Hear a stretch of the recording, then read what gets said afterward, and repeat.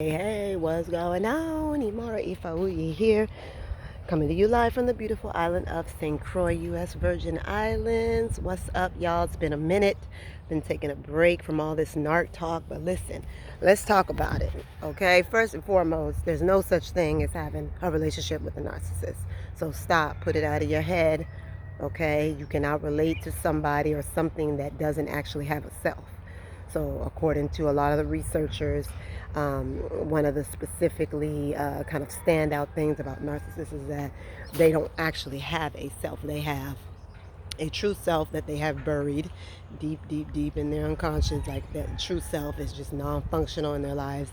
And then they have a false self, which is basically an illusion. And so they have a false self, and this false self is what they cater to. It's what they worship. It's because, narcissism really is like a religion. According to Sam Bachman, it is a religion. It's a religion of one or two, if it's someone in an intimate relationship with the narcissist. It's also a cult. So it's all about the aggrandizement or the worship of, or the deification of this false self, this fake, illusory situation that they have created in order to cope, to deal.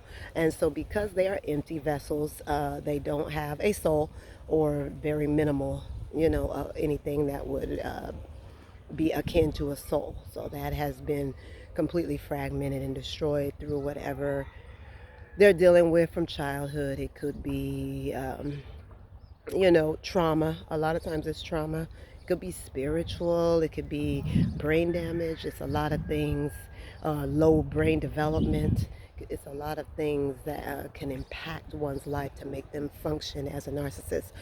But yeah, with all of that being said, because they don't have a self, there's no way you can relate with them or have a relationship with them. So most of your interactions with a narcissist are going to feel very transactional.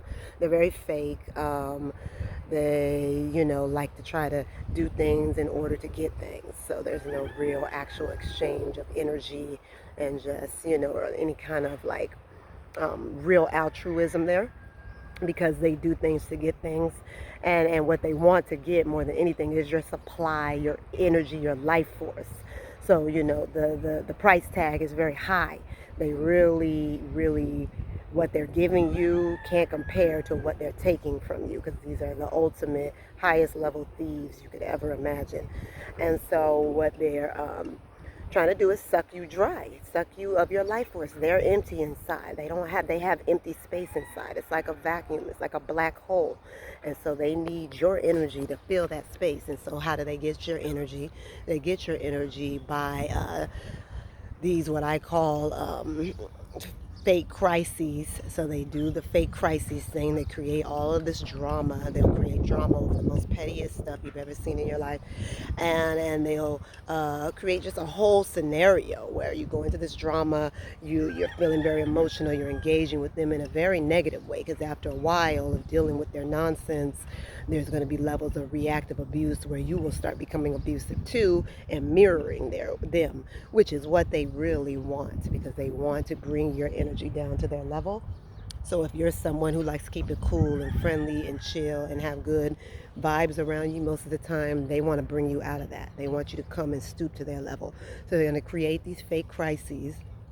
And then once you act up and start bugging out and going crazy and even having an emotional break, then they're going to come in and act like they're your savior, or, oh, I'm sorry you're feeling like this. Are you okay? And they'll come in and try to soothe the situation and then loop you back into the next level of whatever they're, going for next, whether, because that could be devaluation moving into discard. So they either discard you or come back and bring the love bombing back in. But basically they are just completely almost like robotic. They don't really have any real emotions. And so because they're empty and vacuous, they need something to fill that space. And your supply, your energy, your life force, your creativity, your empathy, your ability to actually relate to people as other humans and to feel their pain and relate to the things that humans go through, they want that, and they're going to take it. So basically, if you think you're having a relationship with an empty vessel, it's time to get realistic.